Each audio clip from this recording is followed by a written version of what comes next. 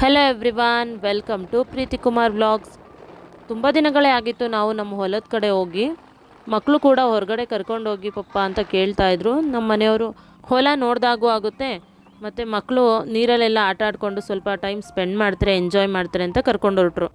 ಬಿಸಿಲೂ ಜಾಸ್ತಿ ಇತ್ತು, ಗಾಳಿನೂ ಜಾಸ್ತಿ ಇತ್ತು.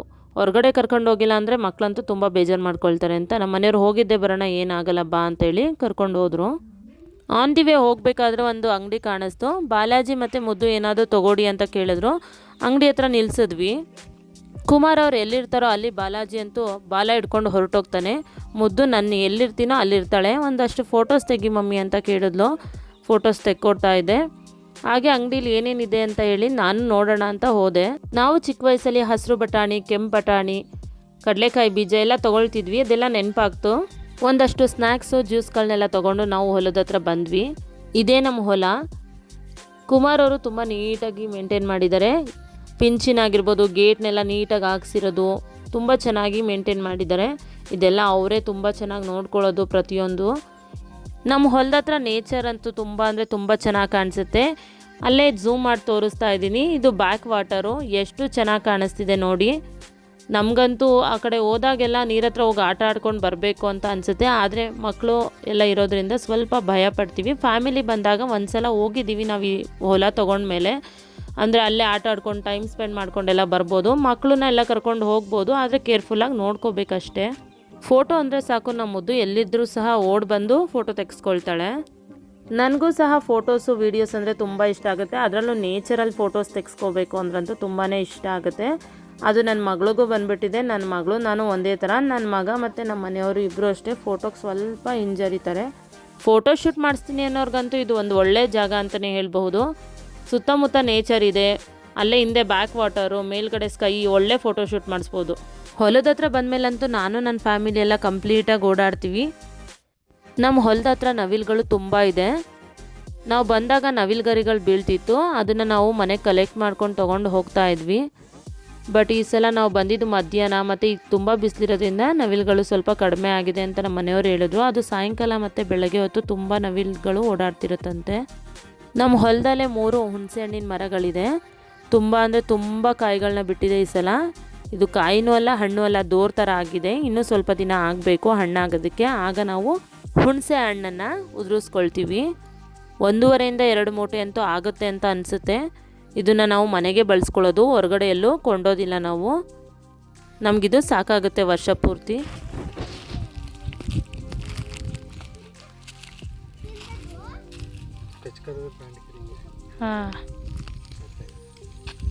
ಬಟ್ಟೆಗೆಲ್ಲ ಅಂಟ್ಕೊಳ್ಳುತ್ತೆ ಅಂತ ದೂರನೇ ಇಟ್ಕೊಂಡು ಹೋಗ್ತಾ ಇದ್ದಾರೆ. ಮಕ್ಕಳು ಬಟ್ಟೆಗೆ ಅಂಟ್ಕೊಂಡ್ರಂತೂ ಇನ್ನೂ ಇಚ್ಚಿಂಗ್ ಸ್ಟಾರ್ಟ್ ಆಗುತ್ತೆ ಅಂತ ಎಸೆಯೋದಕ್ಕೆ ಹೋದರು.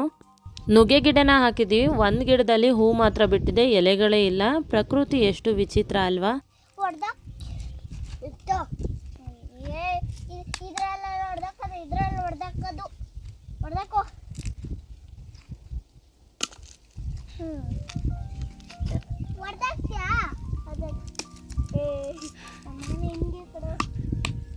ಮುದ್ದು ಬಾಲಾಜಿಗೆ ಮನೆ ಹತ್ರ ಮಣ್ಣು ಮುಟ್ಸೋದೇ ಇಲ್ಲ, ಡಸ್ಟ್ ಅಲರ್ಜಿ ಆಗುತ್ತೆ ಅಂತ. ಈಗ ಕೆಜಿಂದ ಬಿಟ್ಟರು ಫ್ರೀ ಬರ್ಡ್ಗಳಾಗ್ಬಿಟ್ಟಿದ್ರೆ. ನನ್ನ ಸಪೋರ್ಟಿಂಗ್ ಕ್ಯಾರೆಕ್ಟರ್ ಅಂದ್ರೇ ನನ್ನ ಹಸ್ಬೆಂಡು. ಹಾಗೆ ಅವ್ರ ಜೊತೆ ಒಂದು ವೀಡಿಯೋ ಮಾಡಿಕೊಂಡೆ. ನನ್ನ ಮಕ್ಕಳು ಅವ್ರ ಅಪ್ಪನ ಜೊತೆ ತುಂಬ ಅಂದರೆ ತುಂಬ ಟೈಮ್ ಸ್ಪೆಂಡ್ ಮಾಡ್ತಾರೆ. ಅವ್ರಿಗೆ ಹ್ಯಾಪಿ ಮೂಮೆಂಟ್ಸ್ ಅಂದ್ರೆ ಅವ್ರ ಅಪ್ಪನ ಜೊತೆ ಟೈಮ್ ಸ್ಪೆಂಡ್ ಮಾಡೋದು. ಇವತ್ತು ತುಂಬ ಬಿಸಿಲಿತ್ತು ಅಂತ ಕುಮಾರ್ ಅವರು ಹಾಗೆ ಮರದ ಕೆಳಗಡೆ ಸುಮ್ಮನೆ ಮಲ್ಕೊಂಡಿದ್ರು. ಮಕ್ಕಳು ಹೋಗಿ ಹೋಗಿ ಎಬ್ಬಿಸ್ತಾ ಇದ್ರಲ್ಲ, ಅದಕ್ಕೆ ಅವರು ಮಕ್ಕಳನ್ನ ಆಟ ಆಡಿಸ್ತಾ ಇದ್ದಾರೆ.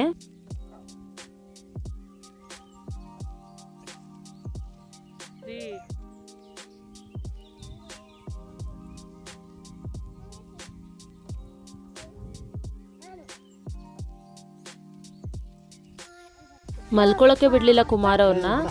ಮುದ್ದು ಬಾಲಾಜಿ ಇಬ್ರು ನನಗೆ ಫಸ್ಟ್ ಪಪ್ಪ ಅಂತ ಹೇಳಿ ಜಗಳ ಮಾಡ್ತಾಯಿದ್ರು.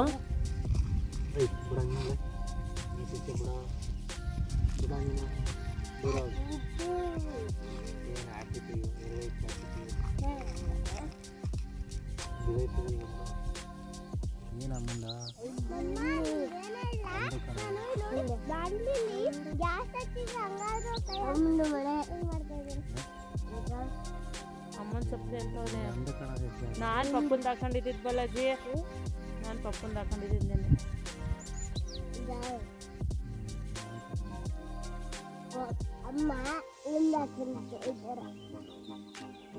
ತುಂಬ ಖುಷಿಯಾಗುತ್ತೆ. ಯಾಕೆ ಅಂದರೆ ಮಕ್ಕಳ ಜೊತೆ ಗಂಡನ ಜೊತೆ ಈ ಥರ ಕೂತ್ಕೊಂಡು ಮಾತಾಡೋದಕ್ಕೆ ತುಂಬ ಅಂದರೆ ತುಂಬಾ ಖುಷಿಯಾಗುತ್ತೆ. ಮನೆ ಹತ್ರ ಇದ್ದಾಗ ಅವರು ಅವ್ರ ಕೆಲಸಗಳಲ್ಲಿ ಬ್ಯುಸಿಯಾಗಿರ್ತಾರೆ, ನಾನು ಮಕ್ಕಳುಗಳ ಕೆಲಸಗಳಲ್ಲಿ ಬ್ಯುಸಿಯಾಗಿರ್ತೀನಿ. ಓದಿಸೋದು, ಬರ್ಸೋದು, ಸ್ವಲ್ಪ ಕೆಲಸಗಳು, ಮತ್ತು ಅವ್ರು ನನಗೆ ಟೈಮ್ ಕೊಡಲ್ಲ ಅನ್ನೋದಕ್ಕಿಂತ ಈ ಥರ ಅಟ್ಲೀಸ್ಟ್ ಟೈಮ್ ಸಿಕ್ಕಾಗ ಹೊರಗಡೆ ಹೋಗಿ ನಾವು ನಮ್ಮ ಮಕ್ಕಳ ಜೊತೆ, ನನ್ನ ಫ್ಯಾಮಿಲಿ ಜೊತೆ ಟೈಮ್ ಸ್ಪೆಂಡ್ ಮಾಡೋದು ನನಗೆ ತುಂಬಾ ಇಷ್ಟ ಆಗುತ್ತೆ. ಕುಮಾರ್ ಅವರು ಫ್ಯಾಮಿಲಿ ಜೊತೆ ಒಂದು ಒಳ್ಳೆ ಟೈಮ್ನ ಸ್ಪೆಂಡ್ ಮಾಡ್ತಾರೆ. ಮನೆ ಮುಂದೆ ಅಂಗಡಿ ಇರೋದ್ರಿಂದ ಮಕ್ಕಳುಗಳೇ ಅಂಗಡಿ ಹತ್ರ ಹೋಗಿ ಕುಮಾರ್ ಅವ್ರ ಜೊತೆ ಟೈಮ್ನ ಸ್ಪೆಂಡ್ ಮಾಡ್ತಾರೆ. ಮುದ್ದು ಅವ್ರ ಪಪ್ಪಂಗೆ ಸ್ನ್ಯಾಕ್ಸ್ನ ತಿನ್ನಿಸ್ತಿದ್ರೆ ಬಾಲಾಜಿ ಅದನ್ನು ನೋಡ್ಬಿಟ್ಟು ನಾನು ತಿನ್ನಿಸ್ತೀನಿ ಅಂದ್ಬಿಟ್ಟು ತಿನ್ನಿಸ್ತಾ ಇದ್ದಾನೆ. ದೊಡ್ಡವ್ರು ಏನು ಮಾಡ್ತಾರೋ ಚಿಕ್ಕವರು ಅದನ್ನೇ ಮಾಡ್ತಾರೆ ಅಂದರೆ ಇದೇನೇ ಅನಿಸುತ್ತೆ. 4 ಜನನೂ ಹಾಗೆ ಮಾತಾಡ್ತಾ ಕೂತಿದ್ವಿ. ತುಂಬ ಅಂದರೆ ತುಂಬ ಹದ್ದುಗಳು ಓಡಾಡ್ತಿದ್ವು, 2, 3 ಒಂದೇ ಸಲ. ಮತ್ತು ಇನ್ನೊಂದು ಸ್ವಲ್ಪ ಹೊತ್ತು ನೋಡಿದ್ರೆ ಆ ಜಾಗದಲ್ಲಿ ಇರ್ತಾನೆ ಇರಲಿಲ್ಲ. ಎಷ್ಟು ಚೆನ್ನಾಗಿ ಕಾಣಿಸ್ತಿದೆ ಆಕಾಶ ನೋಡಿ, ಎಷ್ಟು ಹುಣಸೆ ಹಣ್ಣನ್ನು ಬಿಟ್ಟಿದೆ ನೋಡಿ, ಎಷ್ಟು ಚೆನ್ನಾಗಿ ಕಾಣಿಸ್ತಾ ಇದೆ. ಹುಣಸೆ ಹಣ್ಣನ್ನು ನೋಡಿದ್ಮೇಲಂತೂ ಬಾಯಲ್ಲಿ ನೀರು ಬಂದೇ ಬರುತ್ತೆ. ನಾನು ಒಂದು ಟೇಸ್ಟ್ ಮಾಡೋಣ ಅಂತ ಹುಣಸೆ ಹಣ್ಣು ಕಿತ್ಕೊಳ್ತಾ ಇದ್ದೀನಿ. ಹುಣಸೆ ಹಣ್ಣು ಕಂಪ್ಲೀಟಾಗಿ ಹಣ್ಣಾಗಿರಲಿಲ್ಲ, ಮೀಡಿಯಮ್ ಆಗಿ ಹಣ್ಣಾಗಿದ್ದರಿಂದ ತುಂಬ ಅಂದರೆ ತುಂಬಾ ಹುಳಿ ಇತ್ತು.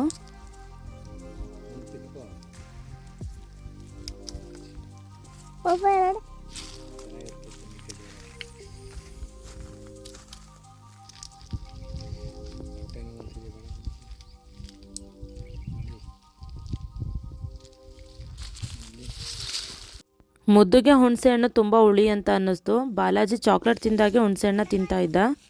ನಮ್ಮ ಹೊಲದಲ್ಲೇ ನಾವು ಹುರುಳಿಯನ್ನು ಚೆಲ್ಲಿದ್ವಿ. ಈಗ ಫಸಲು ಚೆನ್ನಾಗಿ ಬಂದಿದೆ. ಇದು 3 ತಿಂಗಳು ಬೆಳೆ ಆಗಿದೆ. ನನಗೆ ಗೊತ್ತಿರೋ ಹಾಗೆ ರಾಸಾಯನಿಕ ಗೊಬ್ಬರ ಇಲ್ಲದೇ ಬೆಳೆಯುವಂಥ ಕಾಳು ಅಂದರೆ ಹುರುಳಿಕಾಳು. ಪ್ರಾಚೀನ ಕಾಲದಿಂದಲೂ ಭಾರತದಲ್ಲಿ ವ್ಯಾಪಕವಾಗಿ ಬೆಳೆಸಲ್ಪಟ್ಟ ಮತ್ತು ಸೇವಿಸುವ ಒಂದು ದ್ವಿದಳ ಧಾನ್ಯವಾಗಿದೆ. ಈ ಕಾಳಿನಲ್ಲಿ ಅತ್ಯಂತ ಹೆಚ್ಚಿನ ಶಕ್ತಿಯನ್ನು ಹೊಂದಿದೆ. ಅದಕ್ಕಾಗಿಯೇ ಮಾರುಕಟ್ಟೆಯಲ್ಲಿ ಕುದುರೆ ಬೇಳೆ ಎಂದು ಕರೆಯುತ್ತಾರೆ.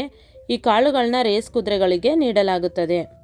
ಮಕ್ಕಳ ಜೊತೆ ಟೈಮ್ ಸ್ಪೆಂಡ್ ಮಾಡಿದಾಗೂ ಆಯಿತು, ಹೊಲನ ತುಂಬ ದಿನಗಳಾಗಿತ್ತಲ್ಲ ನೋಡಿದಾಗೂ ಆಯಿತು. ಈಗ ಮನೆ ಕಡೆ ಹೋಗೋಣ ಅಂತ ಹೇಳಿ ಗೇಟ್ನ ಲಾಕ್ ಮಾಡ್ಕೊಂಡು ಹೊರಡ್ತಾ ಇದ್ದೀವಿ.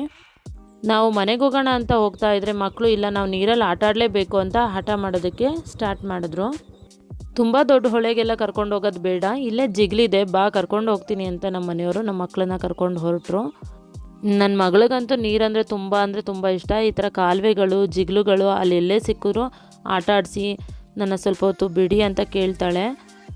ಇವತ್ತಂತೂ ಎಂಜಾಯ್ ಮಾಡ್ತಾ ಇದ್ದಾರೆ.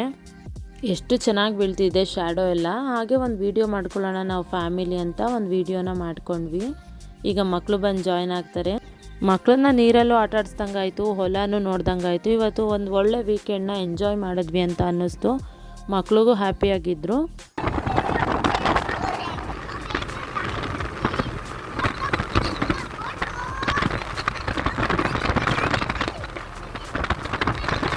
ಇವರಿಬ್ಬರು ಇವ್ರದೇ ಆದ ಕಷ್ಟ ಸುಖಗಳನ್ನೆಲ್ಲ ಮಾತಾಡ್ತಾ ಇದ್ದಾರೆ.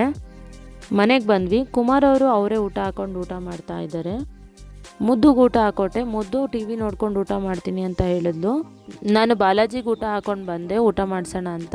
ಅವನು ಸೈಕಲ್ ತೊಗೊಂಡು ಓಡ್ತಾನೇ ಇದ್ದ. ಇವ್ನಿಗೆ ಊಟ ಮಾಡಿಸೋಷ್ಟೊತ್ತಿಗೆ ಸಾಕಾಗೋಗುತ್ತೆ. ಒಂದೊಂದು ಸಲ ಎಲ್ಲ ಚೆನ್ನಾಗಿ ಊಟ ಮಾಡ್ತಾನೆ, ಒಂದೊಂದು ಸಲ ಹಿಂಗೆ ಓಡಾಡಿಸ್ತಾ ಇರ್ತಾನೆ. ಬಾಲಾಜಿಗೆ ಊಟ ಮಾಡಿಸ್ಬಿಟ್ಟು ಬಂದು ನಾನು ಇವತ್ತು ಫೇಸ್ ಪ್ಯಾಕ್ ಹಾಕೋಣ ಹೊರಗಡೆ ಹೋಗಿದ್ದು ಬಂದಿದ್ದೆ. ಬಿಸಿಲಲ್ಲಿ ಹೋಗಿದ್ದು ಬಂದಾಗ ನನಗೆ ಸ್ಕಿನ್ ಟ್ಯಾನ್ ಆಗುತ್ತೆ ಅಂತ ನಾನು ಫೇಸ್ ಪ್ಯಾಕನ್ನು ರೆಡಿ ಮಾಡ್ತಾಯಿದ್ದೀನಿ. ಕ್ರೀಮ್ ಎಲ್ಲ ಹೇಗೆ ಮಾಡ್ತೀವಿ ಆ ಕನ್ಸಿಸ್ಟೆನ್ಸಿಯಲ್ಲಿ ಇರಬೇಕು. ಇದನ್ನು ಚೆನ್ನಾಗಿ ಮಿಕ್ಸ್ ಮಾಡ್ಕೊಳ್ಳೋಣ. ಚೆನ್ನಾಗಿ ಮಿಕ್ಸ್ ಮಾಡ್ಕೊಂಡಿದ್ದೀನಿ. ಈ ಕನ್ಸಿಸ್ಟೆನ್ಸಿಯಲ್ಲಿ ಇರಬೇಕು. ಫಸ್ಟು ನೀಟಾಗಿ ಫೇಸ್ನ ವಾಶ್ ಮಾಡ್ಕೊಳ್ಳೋಣ. ನೀಟಾಗಿ ವಾಶ್ ಮಾಡಿಕೊಂಡ್ರೆ ಸ್ಕ್ರಬ್ ಹಾಕೋದಕ್ಕೆ ಸರಿ. ಹೊರಗಡೆಯಿಂದ ಬಂದಿರ್ತೀವಿ, ಡಸ್ಟೆಲ್ಲ ಆಗಿರುತ್ತೆ ಅಂತ ನಾನು ಫಸ್ಟು ಫೇಸ್ನ ನೀಟಾಗಿ ವಾಶ್ ಮಾಡ್ಕೊಳ್ತಾ ಇದ್ದೀನಿ. ಈಗ ಮುಖ ಎಲ್ಲ ಕ್ಲೀನಾಗಿದೆ, ನೀಟಾಗಿ ಒರೆಸ್ಕೋಬೇಕು. ನೀರು ಇಲ್ಲದೇ ಇರೋ ಹಾಗೆ ಒರೆಸ್ಕೊಳ್ತಿದ್ದೀನಿ. ಈಗ ಆ ಸ್ಕ್ರಬ್ನ ನಾನೀಗ ಅಪ್ಲೈ ಮಾಡ್ತಾಯಿದ್ದೀನಿ. ನೋಡಿ ಯಾವ ಥರ ರೆಡಿಯಾಗಿದೆ ಅಂತ. ಈಗ ನಾವು ನೀಟಾಗಿ ಚೆನ್ನಾಗಿ ರೆಡಿಯಾಗಿರೋಂಥ ಸ್ಕ್ರಬ್ಬು ಅಥವಾ ಪ್ಯಾಕ್ ಏನಿದೆ ಅದನ್ನು ನಾವು ನೀಟಾಗಿ ನಮ್ಮ ಫೇಸ್ಗೆ ಅಪ್ಲೈ ಮಾಡ್ತಾ ಬರಬೇಕು. ಅಕ್ಕಿ ಹಿಟ್ಟು ಸ್ಕಿನ್ ಗ್ಲೋಯಿಂಗ್ಗೆ ಮತ್ತು ಟ್ಯಾನ್ ರಿಮೂವ್ ಮಾಡೋದಕ್ಕೆಲ್ಲ ಹೆಲ್ಪ್ ಮಾಡುತ್ತೆ. ಅಕ್ಕಿ ಹಿಟ್ಟು ತರಿ ಇರೋದ್ರಿಂದ ನಮಗೆ ಏನಾದರೂ ಪಿಂಪಲ್ ಮಾರ್ಕ್ಸ್ ಎಲ್ಲ ಇತ್ತು ಅಂತಂದರೆ ನೀಟಾಗಿ ಹೋಗುತ್ತೆ. ಮತ್ತು ಪಿಂಪಲ್ ಆದಮೇಲೆ ಒಂದು ಮೊಳಕೆ ಥರ ಇರುತ್ತಲ್ಲ ಅದನ್ನೆಲ್ಲ ಕಡಿಮೆ ಮಾಡುತ್ತೆ. ತೆಗೆದು ಹಾಕುತ್ತೆ. ಲಿಪ್ಸ್ಗೂ ಸಹ ಹಚ್ಬೋದು, ಲಿಪ್ಸು ಗ್ಲೋಯಿಂಗ್ ಆಗಿ ಇರುತ್ತೆ. ನಾವಿಲ್ಲಿ ಹಾಲನ್ನು ಸಹ ಮಿಕ್ಸ್ ಮಾಡಿರೋದ್ರಿಂದ ಹಾಲು ಸ್ಕಿನ್ ಗ್ಲೋಯಿಂಗ್ಗೆ ಹೆಲ್ಪ್ಫುಲ್ ಆಗುತ್ತೆ. ಇದನ್ನು ನಾನು ತುಂಬ ಸಲ ಯೂಸ್ ಮಾಡಿದ್ದೀನಿ, ನನಗೆ ಒಂದು ಒಳ್ಳೆ ರಿಸಲ್ಟ್ ಸಿಕ್ಕಿದೆ. ನಾನು ನಿಮ್ಮ ಜೊತೆ ಇದನ್ನು ಶೇರ್ ಮಾಡ್ಕೊಳ್ತಾ ಇದ್ದೀನಿ. ಚೆನ್ನಾಗಿ ಮಸಾಜ್ ಮಾಡಿ, ಹಾಗಂದ್ಬಿಟ್ಟು ತುಂಬ ಅಂದರೆ ತುಂಬ ಜೋರಾಗಿ ಮಸಾಜ್ ಮಾಡಬೇಡಿ, ಜಸ್ಟ್ ಲೈಟಾಗಿ ಮಸಾಜ್ ಮಾಡ್ತಾ ಬರಬೇಕು. ಒಂದು 5 ಮಿನಿಟ್ಸ್ ಸಾಕು, 3 to 5 ಮಿನಿಟ್ಸ್ ಇದ್ದರೆ ಸಾಕು. ಇದನ್ನು ವೀಕ್ಲಿ 2 ಟೈಮ್ಸ್ ಹಚ್ಚಿದ್ರೆ ಸಾಕು, ಒಂದು ಒಳ್ಳೆ ರಿಸಲ್ಟ್ ಅಂತೂ ಸಿಕ್ಕೇ ಸಿಗುತ್ತೆ. 15 to 20 ಮಿನಿಟ್ಸ್ ಆದಮೇಲೆ ಡ್ರೈ ಆಗಿರುತ್ತೆ, ಫೇಸ್ನ ವಾಶ್ ಮಾಡ್ಕೋಬೇಕು. ಈಗ ಫೇಸ್ ಪ್ಯಾಕ್ ತುಂಬ ಚೆನ್ನಾಗಿ ಡ್ರೈ ಆಗಿದೆ, ನೀವೇ ನೋಡ್ತಾ ಇದ್ದೀರಾ ಎಷ್ಟು ಡ್ರೈ ಆಗಿದೆ ಅಂತ. ಈ ಥರ ಆಗಿರಬೇಕು, ಆಗ ನೀಟಾಗಿ ಫೇಸ್ನ ಸ್ಕ್ರಬ್ ಮಾಡಿ ನೀಟಾಗಿ ವಾಶ್ ಮಾಡ್ಕೋಬೇಕು. ಎಷ್ಟು ಡ್ರೈ ಆಗಿದೆ ನೋಡಿ ನೀವೇ. ಫ್ರೆಶ್ ಅಪ್ ಆಗಿ ಬಂದೆ, ಈಗ ಬಟ್ಟೆ ವಾಶ್ಗೆ ಹಾಕಬೇಕಿತ್ತು. ಬಟ್ಟೆ ವಾಶಕ್ಕೆ ತೊಗೊಂಡು ಹೋಗ್ತಾ ಇದ್ದೆ. ಬಾಲಾಜಿ ನಾನು ಇಟ್ಕೊಳ್ತೀನಿ ಬುಟ್ಟಿನ ಅಂತ ಇಟ್ಕೊಂಡು ಬರ್ತಾ ಇದ್ದಾನೆ. ಬಟ್ಟೆಗಳನ್ನ ನಾನು ಇಲ್ಲಿ ವಾಶ್ಗೆ ಹಾಕ್ತಿದ್ದೀನಿ. ಬಾಲಾಜಿ ನಾನು ಕೊಟ್ಟಿದ್ದ ಬಟ್ಟೆಗಳನ್ನೇ ಹಾಕೋಮ್ಮ ಅಂತ ಹೇಳ್ತಾ ಇದ್ದ. ನಾನು ಯೂನಿಫಾರ್ಮು ಮತ್ತು ಬ್ಯಾಗು, ಲಂಚ್ ಬ್ಯಾಗ್ನೆಲ್ಲ ಹ್ಯಾಂಡ್ ವಾಶ್ ಮಾಡ್ಕೊಳ್ತೀನಿ. ಇನ್ನು ಮಿಕ್ಕಿದ ಬಟ್ಟೆಗಳನ್ನೆಲ್ಲ ಮಿಷಿನ್ ವಾಶ್ಗೆ ಹಾಕ್ತೀನಿ. ಬಾಲಾಜಿ ಮುದ್ದು ಬಟ್ಟೆಗಳೇ ತುಂಬ ಜಾಸ್ತಿ ಇರುತ್ತೆ. ಇಬ್ಬರು ನಲ್ಲಿ ಹತ್ರ ಹೋಗಿ ಬಟ್ಟೆ ಎಲ್ಲ ಒದ್ದೆ ಮಾಡ್ಕೊಂಡು ಬಂದು ಮತ್ತೆ ಬಟ್ಟೆಗಳನ್ನ ಚೇಂಜ್ ಮಾಡ್ತಾನೆ ಇರ್ತಾರೆ. ಅದರಿಂದ ಬಟ್ಟೆಗಳು ಜಾಸ್ತಿ ಅಂದರೆ ಜಾಸ್ತಿ ಬೀಳ್ತಾನೆ ಇರುತ್ತೆ. ಹಾಂ ಅಷ್ಟೇ ತೋಳ ಕಾಲು ನೋವು ಅಮ್ಮ ಅದಿದ್ದಮ್ಮ ಒರೆ ತಿಮ್ಮ ತಿಮ್ಮ ಉರಿ ಸಿಟ್ಟಮ್ಮ ಬರ ಬರೆಯದಮ್ಮ ರಾಮ ಏನಪ್ಪ ಬರಮ್ಮ ಹಾಂ ಅಷ್ಟೇ ಹೂವು ಅದೇಳು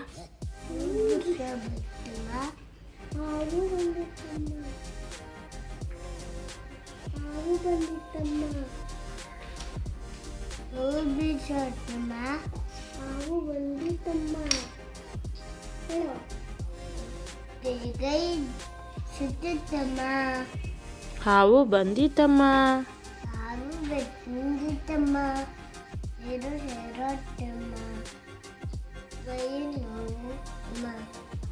ಕಾಲು ನೋವು ಅಮ್ಮ ಹೇಳು.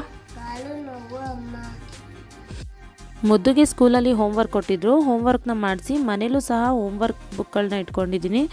ಅವಳು ಏನೇನು ಕಲಿತಾಳೋ ಅದಕ್ಕೆ ಸೆಪ್ರೇಟಾಗಿ ಬುಕ್ ಇಟ್ಕೊಂಡು ಮನೇಲಿ ರೈಟಿಂಗ್ನ ಮಾಡಿಸ್ತಾ ಇದ್ದೀನಿ. ಮುದ್ದು ಸ್ಕೂಲಲ್ಲಿ ಚೆನ್ನಾಗಿ ಹೇಳ್ಕೊಡ್ತಾರೆ. ನಾನು ಅದನ್ನೆಲ್ಲ ಸಾಯಂಕಾಲದ ಹೊತ್ತು ರಿವಿಷನ್ ಥರ ಮಾಡ್ತೀನಿ. ಅವಳು ಏನೇನು ಕಲ್ತಿದ್ದಾಳೆ ಅದನ್ನೆಲ್ಲ ಹೇಳಿಸೋದು ಮತ್ತು ಬರ್ಸೋದು ಮಾಡ್ತೀನಿ.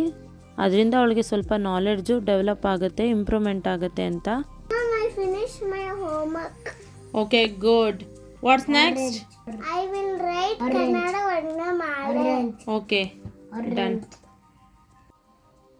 ಐ ಹೋಪ್ ಈ ವ್ಲಾಗ್ ಎಲ್ರಿಗೂ ಇಷ್ಟ ಆಗಿದೆ ಅಂದ್ಕೊಳ್ತೀನಿ. ಲೈಕ್ ಮಾಡಿ, ಶೇರ್ ಮಾಡಿ, ಕಮೆಂಟ್ ಮಾಡಿ, subscribe to my YouTube channel. Thank you.